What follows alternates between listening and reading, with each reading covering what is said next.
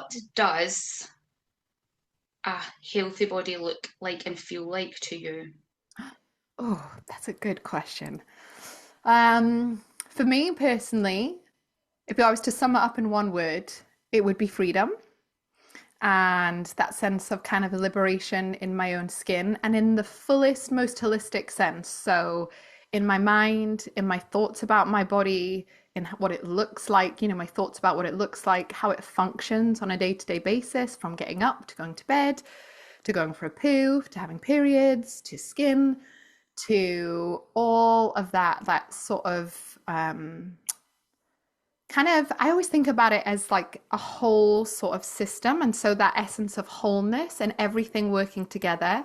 I also think about it as, I always, I talk about this a lot with clients about making sure our body is our teammate and our ally. I think it's really easy for, I will generalize and say women especially, to be really separated or maybe even disassociated from our bodies.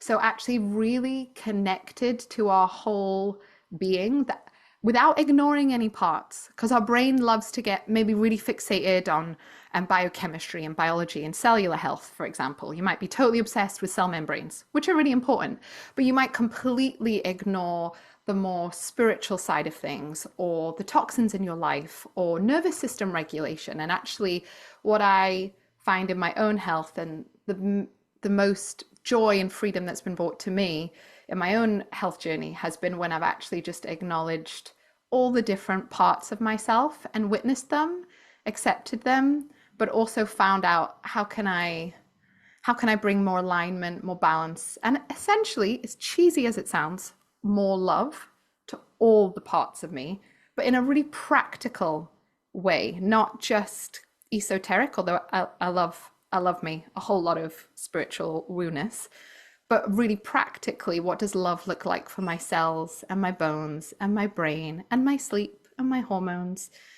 And yeah, that would be why I would first come to mind anyway.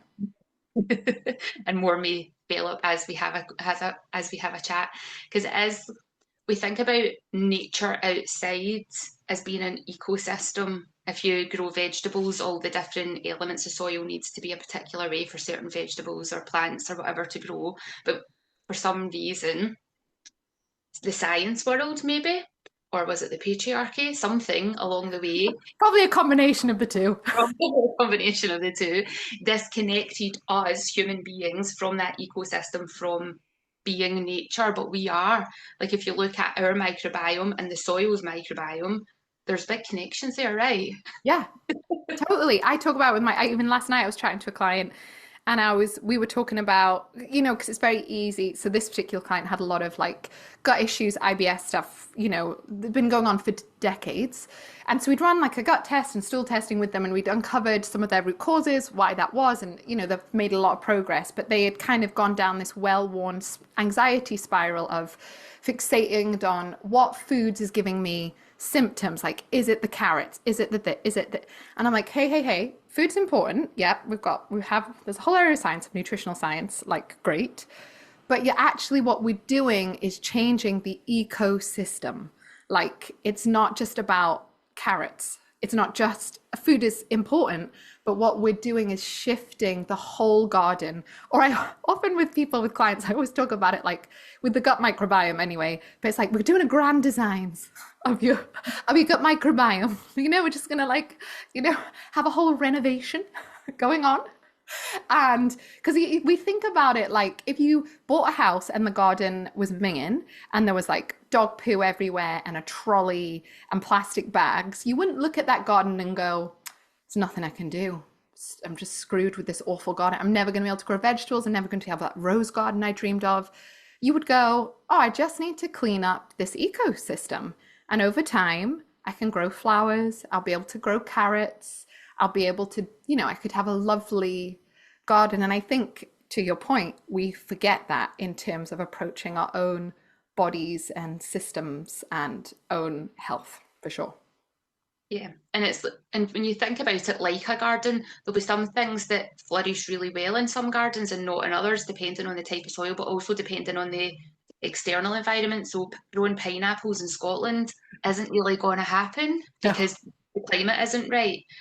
And that's the same for a lot of foods that we consume. Like your environment isn't conducive to that. So I talk quite a lot about um, where our cells have come from an evolutionary standpoint, for like the generation. So if you have done your DNA testing, then looking at where your ancestors are from, because that can give you some indication of what foods might be really good for you. Because if we go from survival of the fittest, the fittest cells have survived based on what they've been fed over those years. So if you're from the west coast of Scotland, which I am 100% from the west coast of Scotland Yeah. and Ireland, I'm like, me eating pineapples might be delicious, but my body might not be okay with that because it's evolutionary. It hasn't grown. I don't have that ecosystem that can tolerate. It might be fine in small amounts, but eating pineapple every day, which is something that I used to do.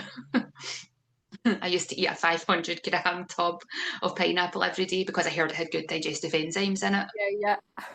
It's like, why is my body not happy?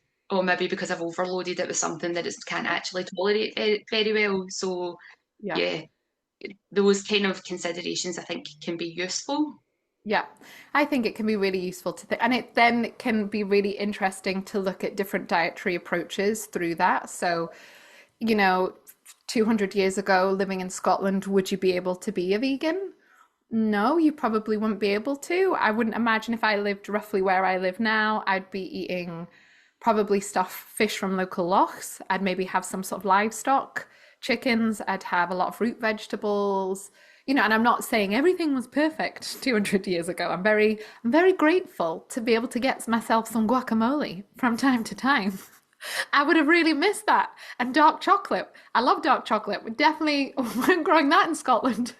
No. But it can just be a helpful lens to look at, okay, what is my body grown used to? And also just to acknowledge the way that the food industry, and first of all, that it became an industry, and maybe many years ago it was a really important aspect of our society, but how food has become an industry and the wider systems at play that's really changed what access to food we have and what we deem even as food as well. Yeah, because obviously there's been shock headlines that ultra processed food is not good for you, and I'm like, are you Whoa. fucking kidding me on, man? I've been beating this drum since I came into this industry in 2002, and you're just catching up now. Like it's having this moment of, oh, naughty, naughty, but they're not going to do anything about it. They'll No. just rebrand everything, and it'll still be the same. So we, as the population, need to take control because with things like these industries, they only change when people stop buying stuff. Yeah. So if we're buying the fruit and vegetables and the fish and the meats and whatever it is that are real, actual food, not food like substances, then they will stop making these food like substances because nobody's buying them. Because at the end of the day, it's about profit to them. It's not about anything else. Yeah, which I think is a really huge point, and you don't even need to like go down that avenue that much if it's, I don't know, to whatever negative for your brain, but just acknowledging that food is primarily about profit now.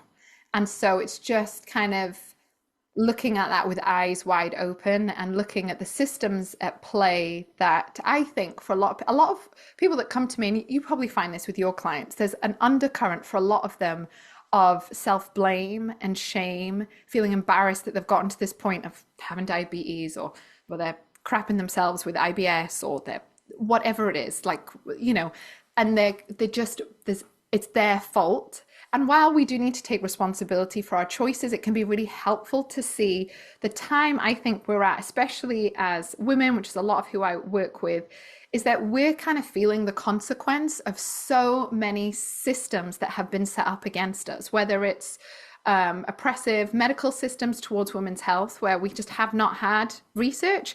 We have not, it's shocking if you even just go down that aisle of, hundreds, not that long ago, hysteria was a medical diagnosis that male doctors would give to females and fob them off with. So we're kind of rumbling against that system.